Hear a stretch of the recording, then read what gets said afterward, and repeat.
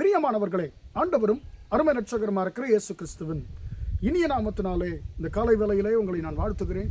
இந்த நாள் முழுவதும் கர்த்தர் உங்களோடு கூட இருந்து உங்களை நடத்துவாராக. அன்பார்ந்த பிள்ளைகளே, கடந்த சில நாட்களாக நாம் ஆண்டவராக இயேசு கிறிஸ்துவனுடைய சிலுவை மரணத்தை குறித்து பழைய ஏற்பாட்டிலே சொல்லப்பட்டதான காரியங்களை நாம் தியானித்து வருகிறோம்.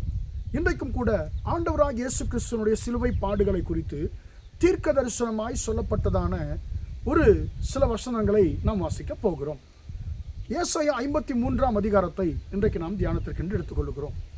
அன்பார்ந்த பிள்ளைகளே, இந்த அதிகாரத்தை ஏசாயா 53ஆம் அதிகாரத்தை தெரியாதவர்கள், வாசிக்காதவர்கள் யாருமே இருக்க முடியாது.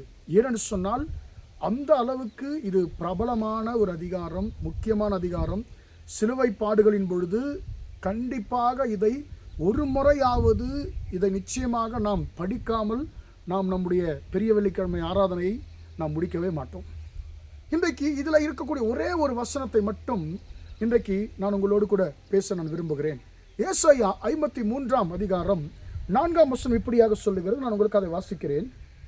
மெய்யாகவே அவர் நம்முடைய பாடுகளை ஏற்றுக்கொண்டு நம்முடைய துக்கங்களை சுமந்தார். நாமோ அவர் தேவனால் அடிபட்டு வாதிக்கப்பட்டு சிறுமைப்பட்டவர் என்று எண்ணினோம். அன்பார்ந்த பிள்ளைகளே, இந்த வசனம் இப்படியாக சொல்லுகிறது. அவர் நம்முடைய பாடுகளை ஏற்றுக்கொண்டார், அவர் நம்முடைய துக்கங்களை சுமந்தார். ஆண்டவராக இயேசு கிறிஸ்து கல்வாரி சிலுவையிலே என்ன செய்தார் என்று சொன்னால், உங்களுடைய கஷ்டங்களையும் என்னுடைய கஷ்டங்களையும், அதாவது பாடுகளை ஆண்டவராக இயேசு கிறிஸ்து அவர் ஏற்றுக்கொண்டார். கல்வாரி சிலுவையிலே நீ உங்களுடைய துக்கமும் என்னுடைய துக்கமும் அவர் சுமந்தார். இந்த உலகத்தினுடைய ஒட்டுமொத்த ஜனங்களுடைய துக்கங்களையும் ஆண்டவராக இயேசு சுமந்தார். கல்வாரி சிலுவையில் ஆண்டவராக இயேசு கிறிஸ்து ஏன் அடிக்கப்பட்டார், அவர் என்ன செய்தார் என்று சொல்லி கேட்கிறவர்களுக்கு இந்த ஒரே ஒரு வசனம் போதும் சுருக்கமாய் பதில் சொல்லுவதற்காக. இயேசு சிலுவையில் ஏன் தொங்கினார் என்று சொல்லி கேட்பாங்க. அன்பார்ந்த பிள்ளைகள், இந்த ஒரே ஒரு வசனம் போதும் இந்த ஒட்டுமொத்த ஜனங்களோட, உலகத்தில் இருக்கக்கூடிய எல்லா ஜனங்களுடைய பாடுகளை, பாவத்து நிமித்தமாய் ஒட்டுமொத்த ஒவ்வொருவரும் அவர்கள் சகிக்க வேண்டிய கஷ்டங்களை அவர் ஏற்றுக்கொண்டார்.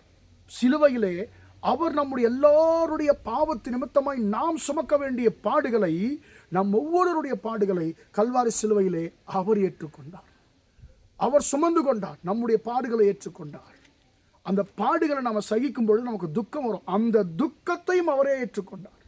உனக்கு பாடுகளும் வேண்டாம் மகனே, மகளே, உனக்கு பாவம், நீ செய்த பாவமும் அதன் பிரதிபலனும் நான் ஏற்றுக்கொள்கிறேன், நான் சுமக்கிறேன். உனக்காக அந்த பாவத்தின் தண்டனையாகிய பாடுகளை நான் சுமக்கிறேன்.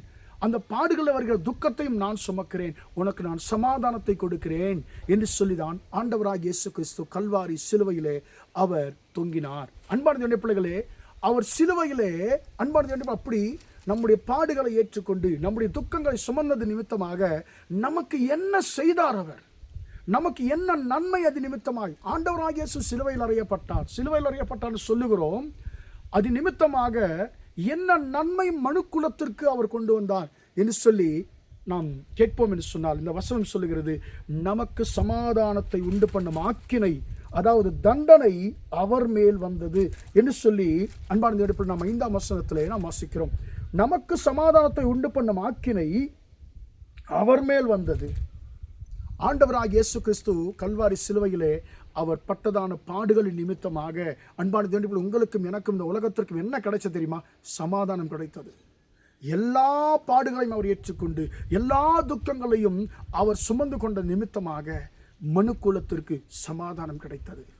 அடுத்து ஆண்டவராக இயேசு கிறிஸ்துவின் சிலுவை மரணத்தின் மூலமாக இந்த உலகத்தாருக்கு, உங்களுக்கும் எனக்கும் என்ன கிடைத்தது என்று சொன்னால் சுகம் கிடைத்தது. அந்த 5ஆம் வசனம் முடியும் பொழுது முடிகிறது, அவருடைய தழும்புகளாலே குணமாகிறோம். அவருடைய தழும்புகளாலே குணமாகிறோம். புதிய ஏற்பாட்டில் நாம் வாசிக்கிறோம், அவருடைய தழும்புகளாலே குணமானீர்கள். ஐயா, இந்த உலகத்திற்கு ஆண்டவராக இயேசு கிறிஸ்துவனுடைய சிலுவை மரணம் சமாதானத்தை கொண்டு வந்தது. ஒவ்வொரு மனுஷனுடைய வாழ்க்கையிலையும் சமாதானத்தை கொண்டு வந்தது. ஒவ்வொரு மனுஷனுக்கும் சுகத்தை கொண்டு வந்தது. அன்பான தேவனுடைய பிள்ளைகளே, ஆண்டவராக இயேசு கிறிஸ்து சிந்தினதான இரத்தத்தினாலே, அவருடைய ஒவ்வொரு காயத்தினாலே உங்களுக்கும் எனக்கும் சுகம் உண்டு. அவருடைய தழும்புகளாலே சுகம் உண்டு. காயம் சில நேரத்தில் நமக்கு பட்ட காயம் ஆறிடுங்க. ஆனால் சில நேரங்களில் காயத்தில் உண்டான தழும்பு ஒரு சிலருக்கு அவர்கள் மரிக்கிற வரைக்கும் இருக்கும். அந்த தழும்பை அவர்கள் பார்க்கும் போதெல்லாம் எதை நினைவு கூறான்னு சொன்னால், இந்த தழும்பு எப்படி வந்தது, இது நிமித்தமாக அவர்கள் எப்பேற்பட்ட வேதனையை சந்தித்தார்கள், எப்பேற்பட்டதான ஒரு வேதனை, ஒரு வலி அவர்கள் எதிர்கொண்டார்கள் என்பதை அந்த தழும்பை பார்க்கும்போதெல்லாம் அவர்களுக்கு நினைவு கூறும். ஆண்டவராக இயேசு கிறிஸ்து அவர் பட்ட காயங்கள் நிமித்தமாய் உண்டான தழும்புகளை ஆண்டவராக இயேசு பார்க்கும் பொழுது அவர் சொல்லுவார், மகனே மகளே, இதெல்லாம் உன்னுடைய சமாதானத்திற்காக, மகனே மகளே, இதெல்லாம் உன்னுடைய சுகத்திற்காக நான் இந்த பாடுகளை ஏற்றுக்கொண்டேன் என்று சொல்லி ஆண்டவர் சொல்லுகிறார். அன்பான தேவனுடைய பிள்ளைகளே, நம்முடைய வாழ்க்கையில சமாதான குறைச்சலோடு இருக்கிறோமா? இன்றைக்கு ஆண்டவரை நோக்கி பார்ப்போம்.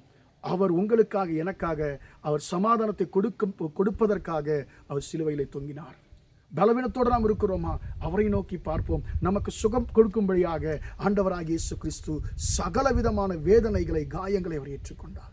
அவருடைய நாமத்தினாலே நமக்கு சமாதானம் உண்டு, அவருடைய நாமத்தினாலே நமக்கு சுகம் உண்டு. ஐயா, இயேசு கிறிஸ்துவின் சிலுவை மரணம் இந்த உலகத்திற்கு சமாதானத்தை கொண்டு வந்தது. இயேசு கிறிஸ்துவினுடைய கல்வாரி சிலுவை மரணம் இந்த உலகத்தில் சுகத்தை கொண்டு வந்தது. எனவே நமக்கு சமாதானத்தை கொடுத்து நம்மை சுகப்படுத்துகிற இயேசுவை நோக்கி நாம் பார்ப்போமா? ஜெபிப்போம். இரக்கமுள்ள தகப்பனே, நன்றியோடு துதிக்கிறோம், ஸ்தோத்திரிக்கிறோம். ஐயா ஆண்டவரே, இம்மட்டுமாக இந்த வார்த்தைகளை கேட்ட உம்முடைய பிள்ளைகளை கர்த்தர் ஆசீர்வதிக்கும்படியா நான் ஜெபிக்கிறேன். தகப்பனே, ஆண்டவரே ஸ்தோத்திரம். ஐயா, உம்முடைய ஆண்டவரே சிலுவை மரணத்தின் மூலமாக நீர் எங்கள் பாடுகளை ஏற்றுக்கொண்டு எங்கள் துக்கங்களை சுமந்த நிமித்தமாக இந்த உலகத்திற்கு சமாதானத்தை கொடுத்தீங்க, எங்களுக்கு சமாதானத்தை கொடுத்தீங்க ஆண்டவரே. அப்பா, எங்களுக்கு சுகத்தை கொடுத்தீங்க ஆண்டவரே. உங்களுடைய சிலுவை மரணத்தின் மூலமாய் உண்டாயிருக்கிறதான அந்த ஆசீர்வாதம் ஆண்டவர், அந்த சமாதானமும் சுகமும் ஆண்டவரே, இந்த வார்த்தைகளை கேட்டுக்கொண்டிருக்கிறதான ஒவ்வொருவருக்கும் ஆண்டவரே, அப்பா ஸ்தோத்திரம் ஆண்டவரே, நீர் கொடுக்கும்படியா நான் ஜெபிக்கிறேன். கர்த்தாவே, இந்த வார்த்தைகளை கேட்டுக்கொண்டிருக்கிற ஒவ்வொருவருக்கும் ஆண்டவரே சமாதானமும் சுகமும் கிடைப்பதாக என்று சொல்லி இயேசுவின் நாமத்தில் ஒப்பு கொடுத்து ஜெபிக்கிறேன், ஜீவனுள்ள நல்ல பிதாவே. ஆமென், ஆமென். பிரியமானவர்களே, கர்த்தர் உங்களை ஆசீர்வதிப்பாராக. Praise the Lord.